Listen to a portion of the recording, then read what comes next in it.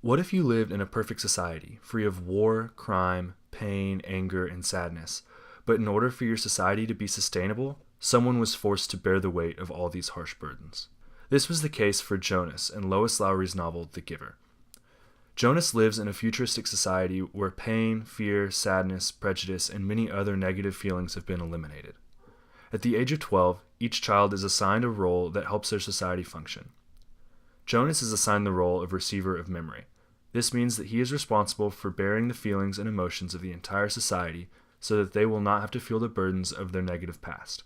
Unlike his peers, Jonas is not given the choice of leaving the society instead of continuing his assigned role. It is not hard to see that our present-day society also exploits people by placing burdens on them to ensure that our lives are easy and we are happy, just like in The Giver. For example, workers in garment factories of countries such as Bangladesh, Malaysia, Cambodia, India, and Indonesia are often taken advantage of and exploited so that we can have cheaper t-shirts and jeans.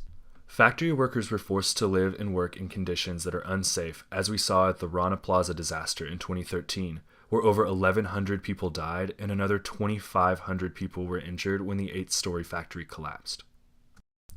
In the novel, Jonas is highly affected and harmed by the pain and burdens of the traumatic memories that he was forced to inherit from his society. Because he's the only one who is experiencing these emotions and memories, no one else in his society is able to relate to him, leaving him feeling alienated. Ultimately, the burdens of being the receiver are too great for Jonas. He cannot handle the weight of the society's problems on his own, and it becomes clear that it is impossible for society to function when one person has to bear the weight of everything that is evil and bad in the world. Similarly to Jonas, we can see that people in our world are assigned roles in society based on class, place of birth, and color of skin. Because of this, we can see 3.5 million people working in over 4,800 garment factories in Bangladesh alone. These people are not given much of a choice for jobs, as the textile industry accounts for 80% of Bangladesh's export revenue. We commonly see corporations with slogans such as "always low prices" and "right stuff low price every day." Because these stores are promising lowest prices, which consumers are also demanding, they are forced to cut costs somewhere. The easy target for the corporation became the factory workers, because for consumers, these workers were out of sight and out of mind.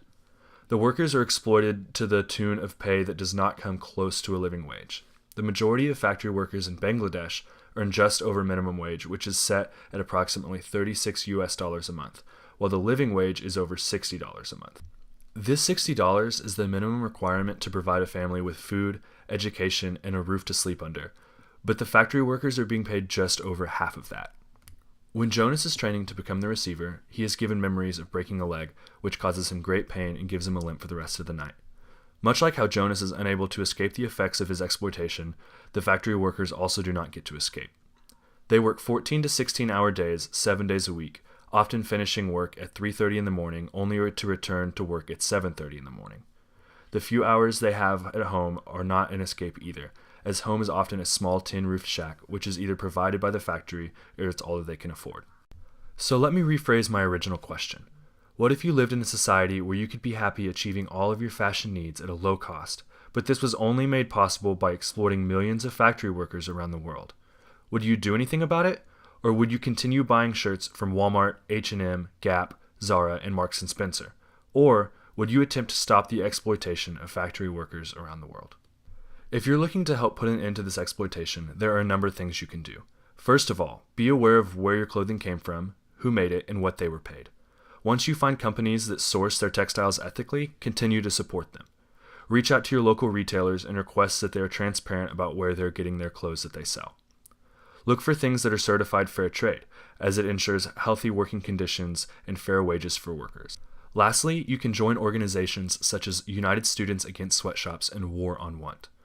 These organizations give money to challenge the root causes of global poverty and oppression, as well as encourage you to take action in your own community. Will you join in fighting against the unethical exploitation of humans?